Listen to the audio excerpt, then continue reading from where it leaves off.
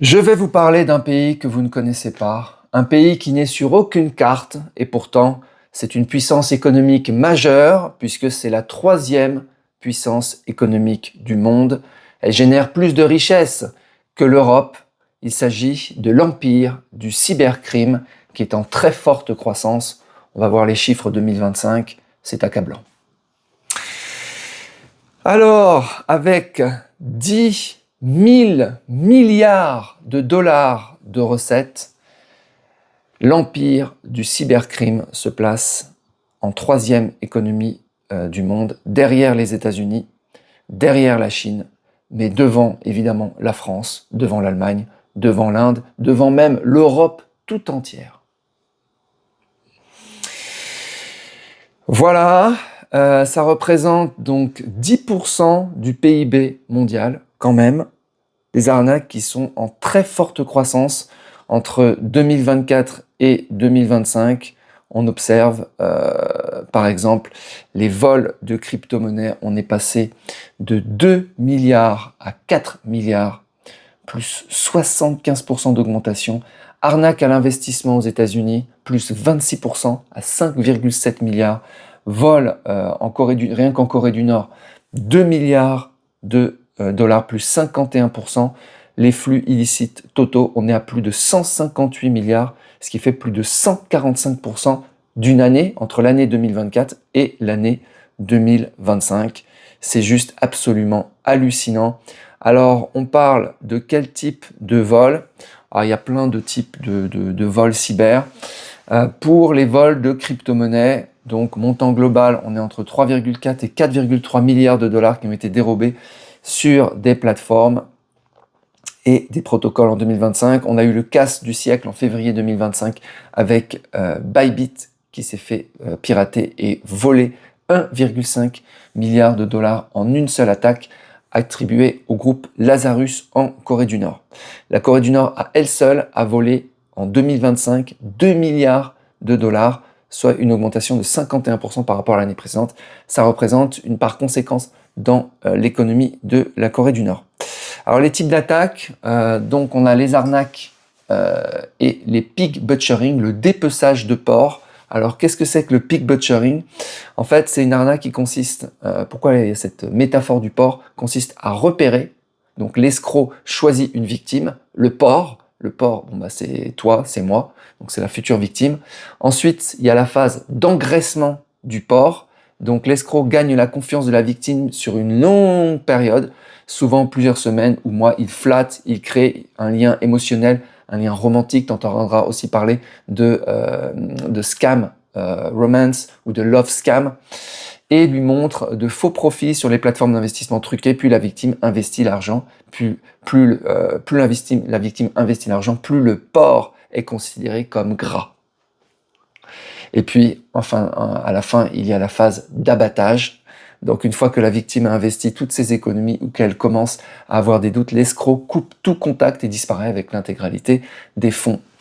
C'est l'étape finale où la victime perd tout. Alors, certains d'entre vous m'ont envoyé, ils veulent témoigner, mais ils ne veulent pas témoigner à visage découvert parce qu'ils ont honte.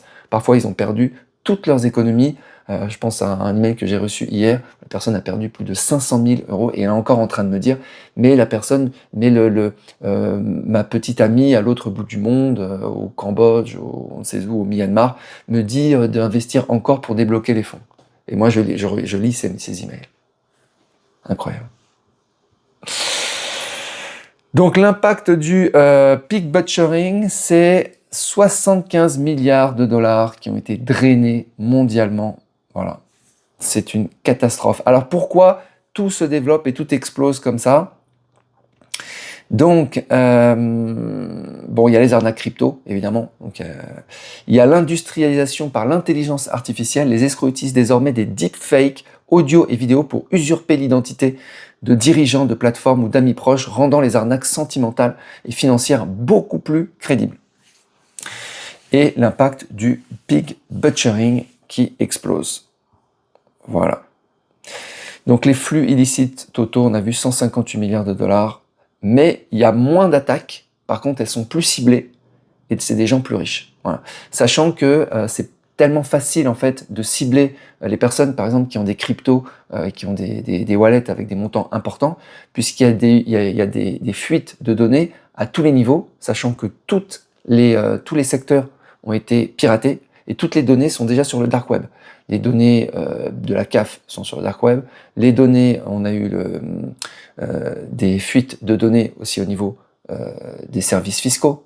On a des fuites de données à tous les niveaux, aux États-Unis, le FBI, machin. Tout le monde se fait pirater en fait. Donc toutes les données se retrouvent sur le darknet et revendues en fait. On a même eu les services secrets français qui ont été infiltrés il y a des données qui ont été revendues. Pareil. Donc on s'étonne en fait qu'il y a une explosion aussi des braquages crypto. En fait, c'est lié à ça. C'est lié à ce que les wallets les plus gros, avec les noms, les adresses, où est-ce que les gens vivent, etc., sont revendus à des escrocs. Voilà. Alors, quels sont les pays concernés? On a, dans ces pays, ces arnaques cyber ont un impact non négligeable sur leur économie.